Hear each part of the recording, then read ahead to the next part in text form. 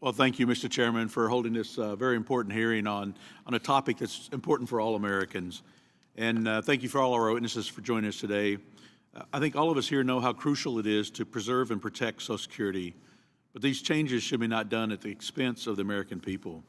Social Security 2100, on top of tax hikes and the reckless trillions of dollars of spending included in the Democrat spending bill, will burden taxpayers and our economy. In addition to the harm that this bill would have on individuals, I have serious concerns over the harm it would have on small businesses. In fact, just this morning, I received a letter from the National Federation of Independent Businesses opposing Social Security 2100 and the harm that it would cause to small businesses. Mr. Chairman, I ask unanimous consent to submit this letter for the record. As I said before, it's not just the current generation that will carry this weight, but will be passed on to generations of our kids and grandkids. The best solution to Social Security reform is to work across the aisle to reach a sound bipartisan agreement. There are many efforts to improve Social Security that have already been proposed by Republicans. I've introduced one reform that would close a glitch that doesn't allow widowed individuals to be eligible for Social Security until the day she applies, and instead makes a widow eligible the day her spouse passes. The first thing on Americans' minds when faced the loss of a loved one shouldn't be calling the Social Security Administration. This and many other needed bipartisan reforms are modernizations that should be taken up immediately. The current proposal we're discussing today will not fix Social Security for the long term, but expand an already broken system. We shouldn't be talking about expanding Social Security before we come to an agreement on how to fix it. I look forward to working with my colleagues on both sides of the aisle to strengthen Social Security and create lasting change for future generations of Americans.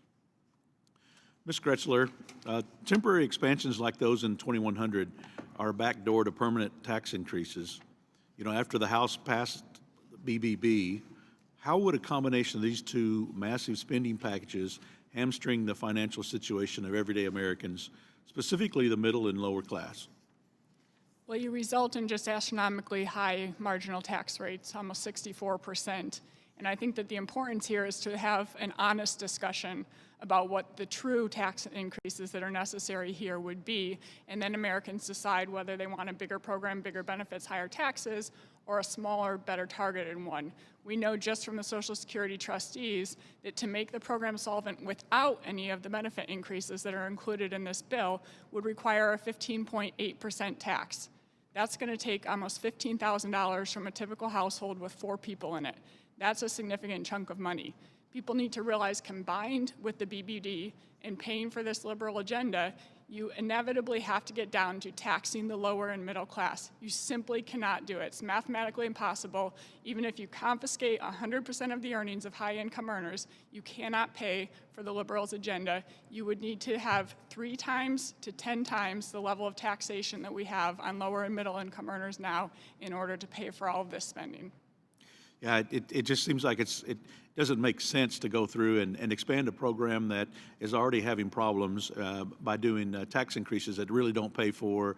We get, what, 4 years of extension on the life of the program, and that just doesn't seem to make sense to me. No, I think it's as serious as if the Republicans were to come out and say, let's cut Social Security taxes and call that improving Social Security without saying, here's how we're going to alter it so that make it actually financially solvent in the long run. Thank you. Mr. Biggs, you know, as I noted in my opening remarks, I have large concerns about the harm that 2100 would place on small businesses. Do you have any thoughts that you'd like to share on the impact that this bill would have on small businesses? Well, a small business person often is self-employed and they pay the full Social Security payroll tax themselves. So the phasing out of the maximum taxable salary, which is $142,000 this year, that means that folks in that income range are going to start having to pay an additional 12.4% of their salary to Social Security, receiving only a tiny bit back in between. And you know, they're already paying higher income taxes. They're going to have higher taxes through BBB.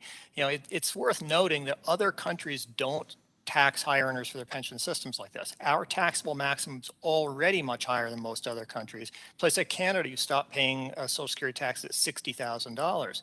So we shouldn't pretend we're just doing what everybody else does. This would be a big step. We need to think very carefully about it. All right, thank you. And I'll yield back, Mr. Chairman.